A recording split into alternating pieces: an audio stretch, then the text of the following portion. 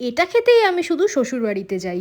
শীতকাল মানেই তো পিঠে পুলি, আর আমার শ্বশুরবাড়িতে এইভাবে নোনতা পিঠে তৈরি করা হয়। পোস্ত, ফুলকপি, মটরশুঁটি দিয়ে একটা শীতকালীন তরকারি তৈরি করে সেটা পুর হিসেবে দিয়ে তারপর যে পিঠেটা তৈরি হয় না, সেটা কিন্তু আমার চরম লাগে খেতে।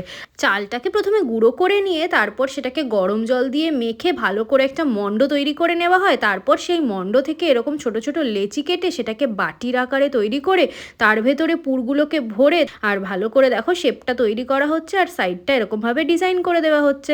নারকোলেরটা কিন্তু আবার আলাদা ডিজাইন করা হচ্ছে। আর তারপর সবগুলোকে এরকমভাবে কড়াইয়ের মধ্যে জল দিয়ে স্টিমার বাস্কেটে করে বসিয়ে দেওয়া হচ্ছে ভাপে। তারপর এইভাবে ভাপে তৈরি হয়ে গেল পিঠেগুলো। পিঠেগুলো তৈরি হয়ে যাবার পর কিন্তু একদম মোমোর মতো দেখতে লাগছে, গরম গরম ধোয়া উঠছে। আর বাকি যেগুলো ঠান্ডা হয়ে যাচ্ছে সেগুলোকে কিন্তু এইভাবে শুকনো লঙ্কা ফোড়ন দিয়ে ভেজে নেওয়া হয়। আর লাস্টে ডেজার্টে আমার ফেভারিট নলেন গুড় দিয়ে নারকোলের ভাপা পিঠে।